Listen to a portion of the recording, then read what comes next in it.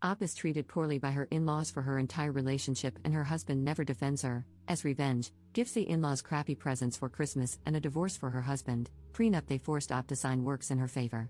Posted by u/potential_low_8645. Throwaway account for anonymity. I, 31F, married my soon-to-be ex-husband, 33M, in 2018. My in-laws never liked me and made it clear. My soon-to-be ex insisted that they were just putting up a tough exterior and would grow to love me. To show how evil they are, one time, I joined them for dinner and brought a cake I had made, because I was always raised to be a gracious guest. When I stepped into the kitchen and offered the cake to his mother as a thank you for inviting me, she took the plate over to the garbage bin, dumped it in, and handed me the plate back. When I told my husband what she did, he confronted her, and all of a sudden, the crocodile tears started. She claimed she grabbed the plate but didn't get a good grip. I let go too quickly, and it fell to the floor, so, of course, it had to be thrown away. My sister-in-law confirmed that was what happened. My soon-to-be ex owned his own business, and his family called me a gold digger behind his back. Of course, they insisted on a prenuptial agreement, which I didn't care about because I never thought my marriage would end, and I hoped it would appease them and maybe finally get them to treat me kindly. Nope. His business failed once COVID hit. We went through his savings and my own trying to keep it afloat. I refused to go into debt to keep it going, so he closed it down. In 2022, he was suffering from really bad depression because he had lost his business and couldn't find new work.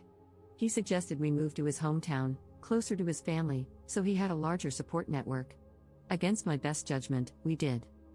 He wanted to work only part-time while trying to restart his business, so I became the main breadwinner.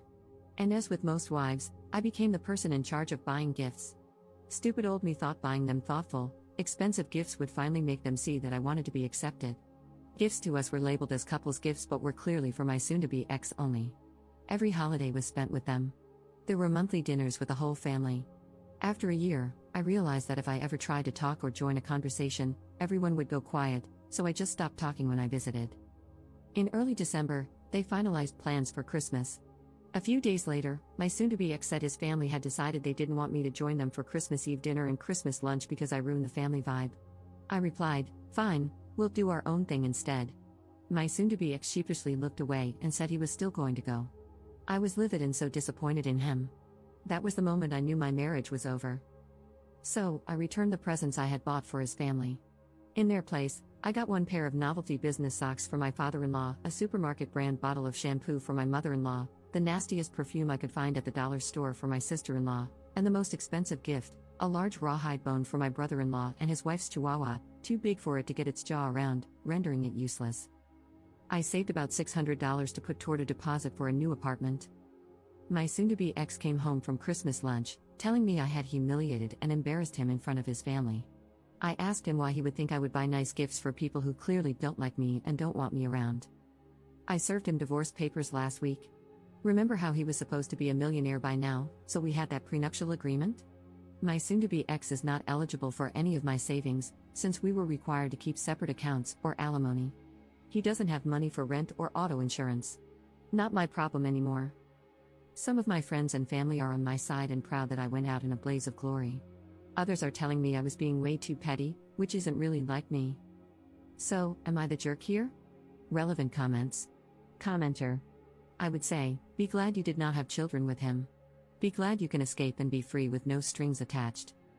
P.S. This relationship should be a learning lesson about the love you want for yourself and the life you desire, not a loss.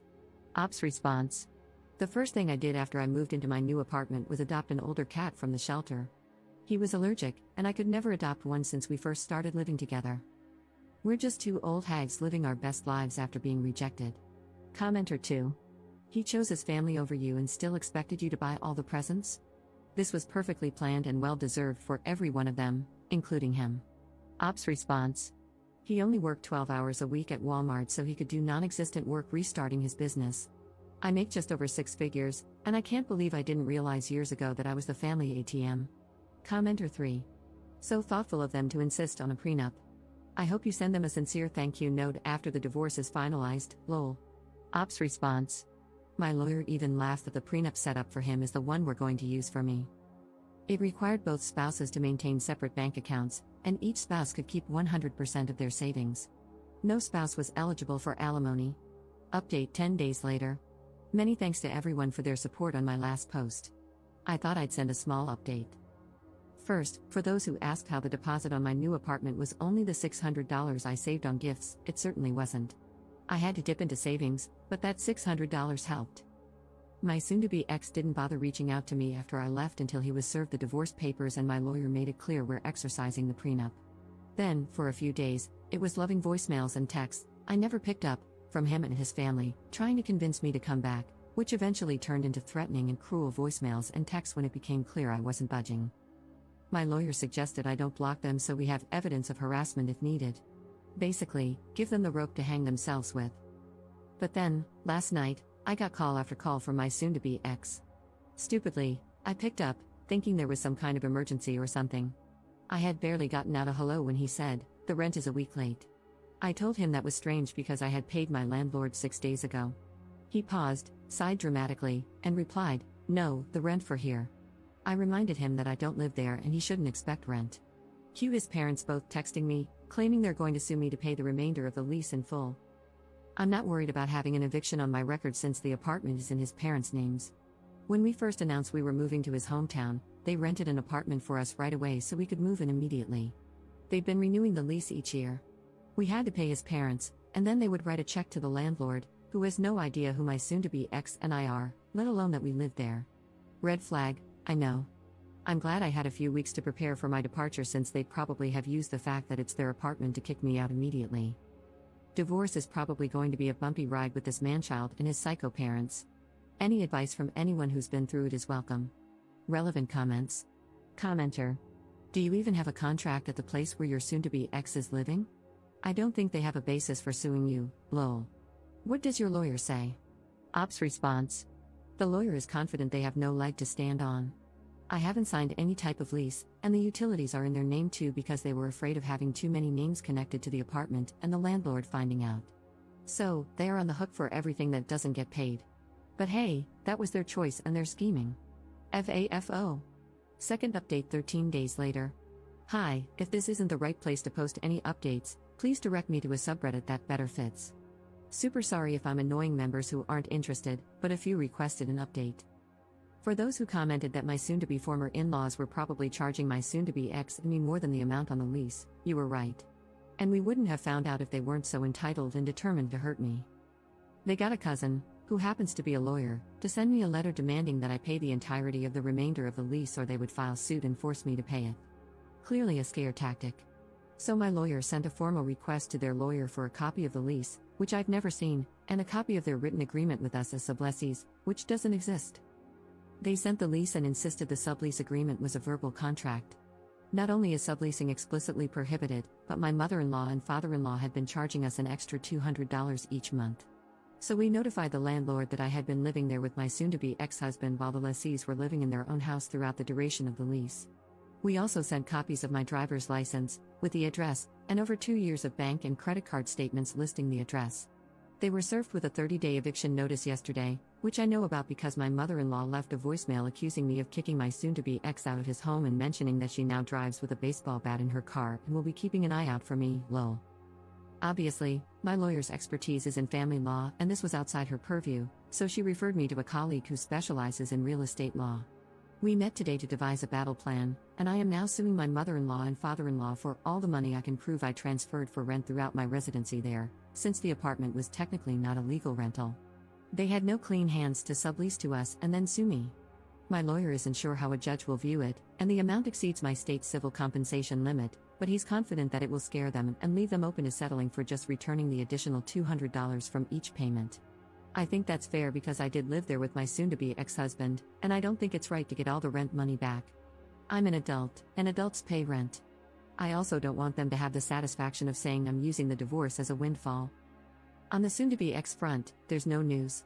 We will likely need to go to family court for a separation order since he won't agree to the financial details of the separation agreement my lawyer has drafted.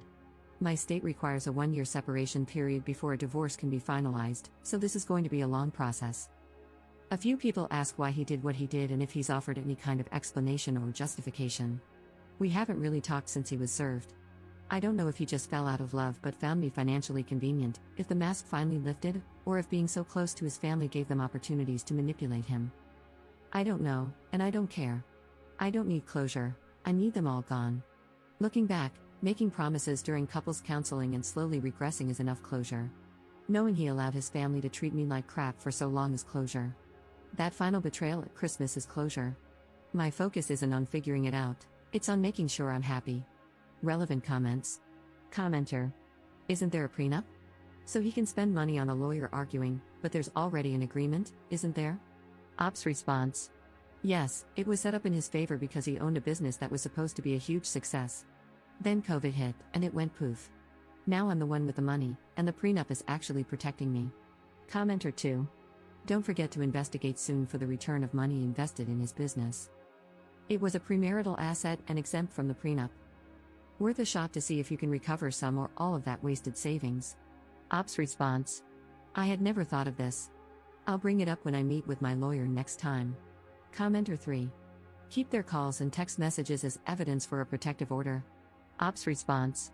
Absolutely, she's going to regret it because she works for the school district, and a restraining order won't allow her to teach.